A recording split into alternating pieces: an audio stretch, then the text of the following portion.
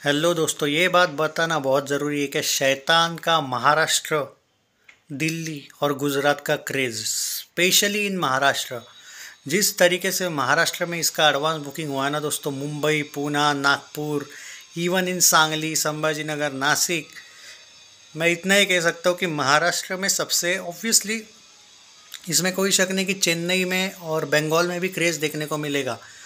पर जिस तरीके से महाराष्ट्र में इस फिल्म को, इवन तेलंगाना में भी अच्छा खासा अभी एट प्रेजेंट एडवांस बुकिंग बोला जा रहा है। पर जो अजय देवगन का महाराष्ट्र में पावर है ना भाई, मुंबई में उसकी फ़ैन फॉलोइंग वो बहुत अलग है बॉस। मतलब मैं ये कहूँगा कि जब अजय देवगन की कोई बड़ी फिल्म भी आएगी, तानाजी जब आई थी तब आपने देखा था महाराष्ट्र का पावर। इनफैक्ट मैं ये बोल रहा हूँ कि पूरे भारत में अगर जब अजय देवगन की कोई बड़ी फिल्म आएगी ना, सबसे तगड़ा कलेक्शन और सबसे फ़ैन फॉलोइंग खतरनाक वाली आपको वहाँ पे देखने को मिलने वाली, इसमें कोई शक नहीं है।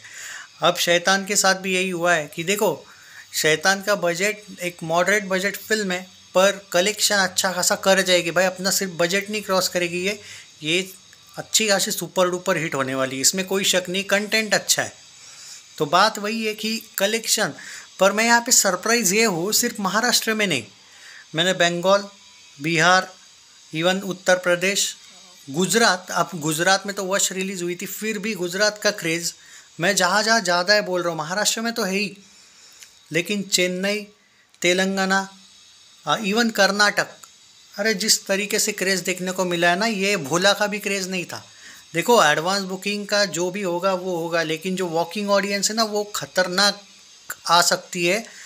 इतने, और ये तो सिर्फ मैं इतने ही इसकी बात की, मैंने भोपाल इंदौर के बारे में बात ही नहीं, इवन जम्मू कश्मीर में भी जिस तरीके से क्रेज़ देखने को मिला है। मतलब ये है कि जो एडवांस बुकिंग है उससे एक बात तो समझ आई, लोगों को ये फिल्म देखनी है। और वॉकिंग ऑडियंस बहुत ज़्यादा है। अजय देवगन की फिल्म के जो टिकट्स है वो कम होते most of the times. Drishyam two में मैं एक बात बोलूँगा, दृश्यम टू को लेके, दृश्यम टू में अगर थर्ड वीक में टिकट कम नहीं करते ना अजय, तो भाई 300 करोड़ जा सकती थी वो। तीसरे ही वीक में टिकट कम कर दी थी, वो लगभग 8 वीक चली थी थिएटर में, 50-60 दिन चली थी, तीसरे वीक में कम किए थे। सोचो, तीसरे वीक में नहीं करते कम टिकट तो यही है भाई कि वो सब लोग देखे भाई अपनी मूवी, ऐसा उनका लॉजिक है कि ज़्यादा से ज़्यादा। उन्होंने ये भी बोला था 2 वीक में ही दृश्यम टू सुपर हिट हुई थी, तो उनको पूछा गया था मीडिया की तरफ से कि आपने टिकट रेट्स कम क्यों किए। उन्होंने ये कहा था कि मुझे सारे लोग ने, ज़्यादा से ज़्यादा लोगों ने फिल्म देखनी चाहिए, ये मैं चाहता हूँ रैदर देन कलेक्शन। तो ये एक अलग ही एटीट्यूड है, मज़ा आ गया था देख के। एंड शैतान का भी, अगर शैतान पहले एक वीक में ही, अगर 1.5 वीक में ही अपना बजट क्रॉस कर लेती है अच्छा खासा, तो भाई शायद टिकट रेट्स उसके और कम हो सकते हैं। पर मैंने सुना है कि टिकट रेट्स ऑलरेडी कम है टिकट्स के इस फिल्म के। जब आप वॉकिंग ऑडियंस की बात कर रहा हूँ मैं, वो ये थोड़ा सा एडवांस बुकिंग पे तो पैसा लगता ही है ज़्यादा।